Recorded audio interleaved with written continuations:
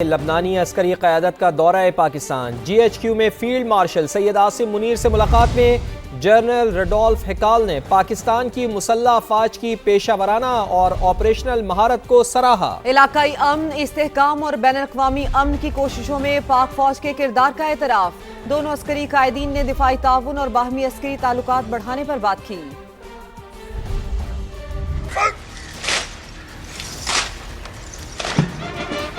लबनानी मुसल्लह अफवाज के commander in chief general रोडल्फ हैकल का दौरा GHQ। जनरल हेडक्वार्टर्स पहुंचने पर शानदार इस्तकबाल। तीनों मुसल्लह अफवाज के चाको चौबंद दस्ते ने गार्ड ऑफ ऑनर पेश किया। फील्ड मार्शल सैयद आसिम मुनीर से मुलाकात। जनरल रोडल्फ हैकल ने पाकिस्तान की मुसल्लह अफवाज की पेशा वराना महारत, इलाकाई अमन इस्तेहकाम और बैनुल-अक़वामी अमन कोशिशों में पाक फौज के किरदार को सराहा। Chief of defence forces field marshal Asim Munir ने कहा, पाकिस्तान लबनान के साथ देरीना और खुशगवार ताल्लुकात को बहुत अहमियत देता है। फील्ड मार्शल ने लबनानी मुसल्लह अफवाज के साथ दिफाई ताउन बढ़ाने के पाक फौज के अज़म का इजहार किया। मुलाकात में खित्ते की सिक्योरिटी सूरत हाल, दिफाई ताउन और बाहमी अस्करी ताल्लुकात बढ़ाने पर तबादला ख्याल हुआ। दो तरफा पेशा वराना रवाबित और तरबियती ताउन मजबूत बनाने पर जोर दिया गया। ISPR के मुताबिक लबनानी आर्मी चीफ का दौरा GHQ दोनों मुसल्लह अफवाज के ताउन को फरोग देने के मुश्तरका अज़्म का अक्कास है। ईरान के साथ मुज़ाकराती अमल अच्छे अंदाज में जारी है। चंद रोज में मुआहदे का मंसूबा पेश कर सकते हैं। सदर ट्रंप की मीडिया से गुफ्तगू। आबनाए हुर्मुज़ की नाकाबंदी पूरी कुव्वत से बरकरार रहेगी। ईरान तनाज़े के खात्मे के बाद तेल की कीमतें नीचे आ जाएंगी। अमरीका ईरान को जौहरी हथियार हासिल करने की इजाज़त नहीं देगा। हमारी डील ओबामा से बेहतर होगी। मुआहदे पर दस्तखत होते ही आबनाए हुर्मुज़ फौरी तौर पर खोल दी जाएगी। डोनाल्ड ट्रंप ने दावा किया, इसराइल और ईरान ने कम से कम एक हफ्ते तक एक दूसरे के खिलाफ कार्रवाई न करने पर इत्तेफाक कर लिया है। We have ongoing negotiations in Iran and with Iran, at least an idea by 1 or 2 days from now, but I think it's going well. The blockade continues to hold 100%. Nothing is getting through our blockade. No oil, no income, no nothing. We had a very good conversation and he was hit and he hit back. And now they both agreed through me to stop, and we're in the final throes of what will be a very, very good deal that will not allow in any way, shape or form nuclear weapons, etc. And the strait will open up right away. It'll open up immediately upon signing, which could be in 2 or 3 days. And we'll have a signed document that's actually stronger than doing the bombing. ईरानी कौमी सलामती committee के सरबराह इब्राहिम अजीज़ी ने कहा है कि उम्मीद है कि अमरीका और ईरान के दरमियान मुआहदा जल्द तय पा जाएगा। जौहरी प्रोग्राम और मुंजमद असासों के मामले पर रुकावटें मौजूद हैं। अमरीका और ईरान के दरमियान एतमाद की कमी मौजूद है। हमें अमरीका की जानिब से हतमी मुआहदे के हवाले से मुस्बत इशारे नहीं मिले। अब आपको ये खबर दें, अमरीकी फौज का गनशिप हेलीकॉप्टर आबनाए हुर्मुज़ के करीब गिरकर तबाह हो गया। अमरीकी अखबार न्यूयॉर्क टाइम्स के मुताबिक हेलीकॉप्टर में सवार अमले के दोनों अरकान को बहिफाजत रेस्क्यू कर लिया गया। ताहाल ये वाज़ेह नहीं हो सका कि हेलीकॉप्टर ईरानी फायरिंग के नतीजे में तबाह हुआ या किसी फनी खराबी का शिकार हुआ। हादसे की वजूहात जानने के लिए तहकीकात जारी है, जबकि अमरीकी सदर डोनाल्ड ट्रंप ने तस्दीक की है कि आबनाए हुर्मुज़ में गिरकर तबाह होने वाले हेलीकॉप्टर के पायलट महफूज हैं। हेलीकॉप्टर से गिरने से मुताल्लिक बाज़ाबता रिपोर्ट जल्द जारी करेंगे। अफगान सरजमीन दहशतगर्द तंजीमों के लिए महफूज पनागाह। हालिया हमलों में गैर मामूली इजाफा आलमी अमन के लिए खतरा है। अक़वाम मुत्तहिदा में पाकिस्तान के मुस्तकिल मंदूब आसिम इफ्तिखार ने खबरदार कर दिया। कहा, पाकिस्तान में दहशतगर्दी की कार्रवाइयों में अफगान शहरियों के मुलविस होने के शवाहिद मौजूद हैं।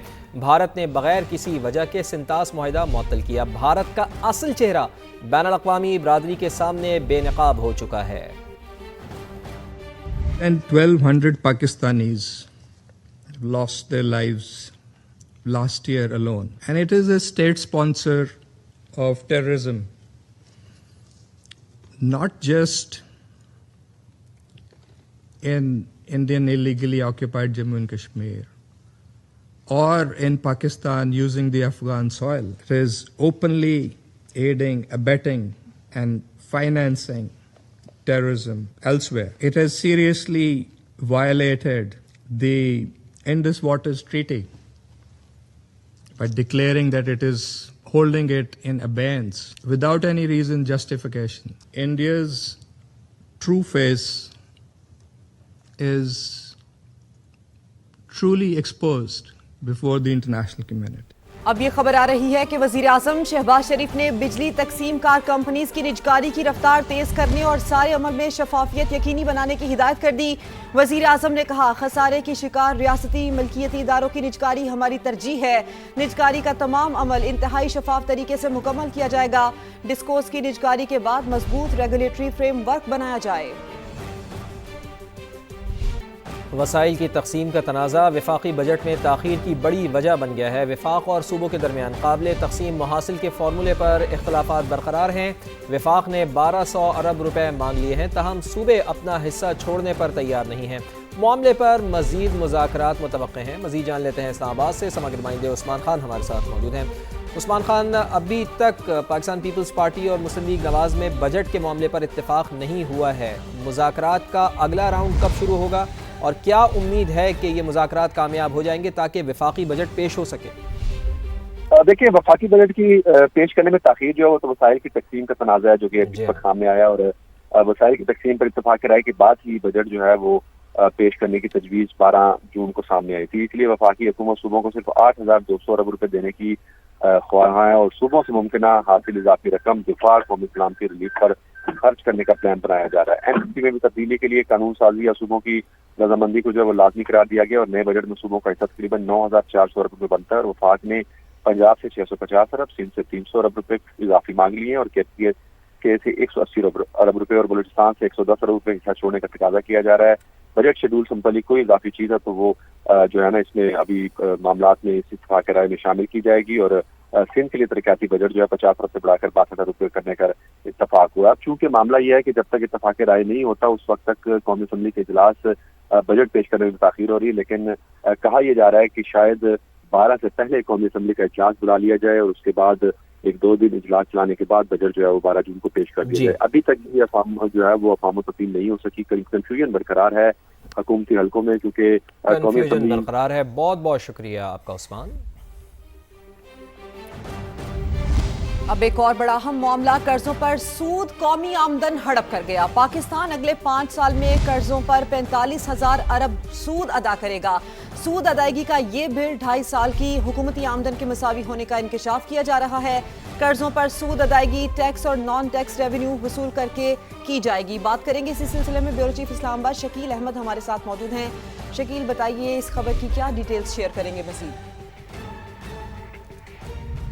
देखिए, पाकिस्तान के ज़िम्मे बैरूनी कर्जों का जो वॉल्यूम है वो 104 अरब डॉलर तक पहुंच चुका है और पाकिस्तानी करेंसी में बात करें तो मार्च 2026 तक पाकिस्तान के ज़िम्मे मजमूई जो कर्जे हैं वो 97,000 अरब रुपए हैं। ये एक बहुत बड़ा नंबर है। यही वजह है कि इसके ऊपर जो सूद की अदायगी है उसका बिल बढ़ता जा रहा है और अगले 5 साल में पाकिस्तान 45,000 अरब रुपए सूद अदा करेगा सिर्फ कर्जों पर। ऑन एवरेज 9,000 अरब रुपए हर साल सूद अदा किया जाएगा कर्जों के ऊपर। और आप देखें 5 साल का पूरा प्लान है जिसके तहत नए माली साल यानी 2026-27 में पाकिस्तान कुछ 7,824 अरब रुपए, उससे अगले साल 8,000 अरब से भी ज़्यादा और फिर 2028-29 में 8,681 अरब और 2029-30 में तकरीबन ये 9,365 अरब और इसी तरह बाकी जो साल है 10,322 अरब उसमें अदा किए जाएंगे। तो ये बहुत बड़ी रकम है जो अदा की जाएगी और इस कर्जों की अदायगी का बोझ आवाम पर आएगा। टैक्स और नॉन टैक्स रेवेन्यू जो है वो वसूल करके ये कर्जे अदा किए जाएंगे। 17,500 अरब रुपए सालाना कौमी आमदन है हुकूमत की और ये सारा पैसा 2.5 साल की आमदनी के बराबर कर्जों पर सूद की अदायगी में चला जाएगा। शकील अहमद, इससे मुतालिक आप अपडेट कर रहे थे, आपका बेहद शुक्रिया। और हुकूमत रवा माली साल के दौरान तरक्याती मनसूबों की तकमील का हदफ हासिल करने में नाकाम। 1 साल के दौरान 194 मनसूबे मुकम्मल किए जाने थे मगर फंड्स बर वक्त ना मिलने की वजह से मनसूबों पर ज़्यादा पेशरफ्त ना हो सकी। मज़ीद बताएंगे इस्लामाबाद से समग्र नुमाइंदे ज़हीर अली खान। रवा माली साल जो तरक्याती मनसूबों की तकमील का हदफ था वो भी मुकम्मल नहीं हो सका। जो दस्तावेज समा को मिली है उसके मुताबिक 194 प्रोजेक्ट रखे गए थे जो जून 2026 में मुकम्मल होने थे, जिनकी मजमूई लागत बनती है 592 बिलियन और उनके लिए 76 बिलियन मुख्तस किए गए थे और ऐसे प्रोजेक्ट स्क्रूटनाइज के बाद मुंतखब किए गए थे जो कम्प्लीशन के करीब थे या जिन पे 60% से ज़ायद काम हो चुका था, लेकिन वे मंसूबे फंड्स की कमी की वजह से मुकम्मल नहीं हुए और वजारतों और डिवीजन की जानिब से बर वक्त तकमील की यकीन दहानी करवाई गई थी। और इसके अलावा जो बड़ी वजह बनी वो 525 बिलियन के इजाफी जो ग्रांट्स थी, मुतालबात थे डिवीजन और वजारतों के, वो फंड्स की अदम दस्तियाबी की वजह से मंजूर नहीं हो सके। जुलाई 2025 से मई 2026 तक 109 प्रोजेक्ट जो थे उनके लिए 53 बिलियन मुख्तस किए गए, जबकि 20 जो मनसूबे थे उनके लिए 36 बिलियन की टेक्निकल सप्लीमेंट्री ग्रांट्स भी मंजूर की गई। मजमूई तौर पर 786 जो रवां माली साल का PSDP था उसमें प्रोजेक्ट्स थे जिन पर अब तक मजमूई तौर पर अगर देखा जाए तो 3497 अरब किए जा चुके हैं, और रिवाइज जो PSDP था 837 था, जिनमें से 835 बिलियन जारी किए गए हैं, लेकिन उसके बावजूद तरक्याती मनसूबों की जो तकमील का हदफ था वो मुकम्मल नहीं किया जा सका।